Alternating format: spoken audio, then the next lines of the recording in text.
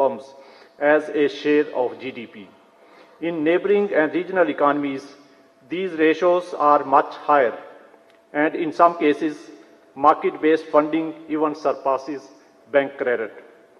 The report also highlights a positive link between the availability of market-based funding and a country's ability to score higher on innovation. This also highlights urgency of developing vibrant capital markets to support private sector growth and innovation.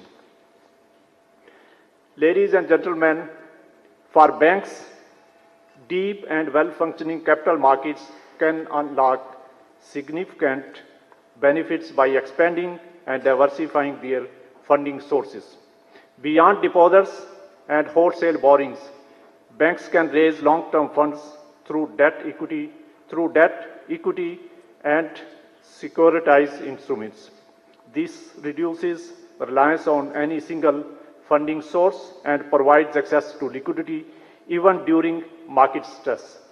Capital market can also help in improving risk pricing and management, enhancing transparency, and strengthening the governance. These factors can help lower funding costs for sound and well-managed banks. Beyond funding diversification, deep capital markets can give banks greater flexibility to manage and deploy funds in targeted ways that support inclusive growth. They can provide avenues to share credit risk with a wider investor base through instruments like securitization, while also allowing banks to complement traditional lending by underwriting corporate bonds and equity issuances. This can free up space on their balance sheets to extend financing to productive and underserved sectors of the economy, including SMEs, export-oriented industries, agriculture, and renewable energy, which often requires longer-term funding or involve higher perceived risk. Through this, banks can play a stronger role in channeling capital towards investments that drive sustainable economic development. Ladies and gentlemen, in conclusion, I must reiterate that deepening and broadening our financial markets will require coordinated efforts of SBP, SCCP, government, banks, and investors on several fronts. We must work on widening participation by improving financial literacy, making credible market information easily accessible, and using technology to provide seamless, low-cost access to investment opportunities. All these factors calls for credible, transparent policy, prudent risk management, and a long-term commitment to reforms that balance growth with stability. If pursued consistently, these measures would yield significant macroeconomic benefits.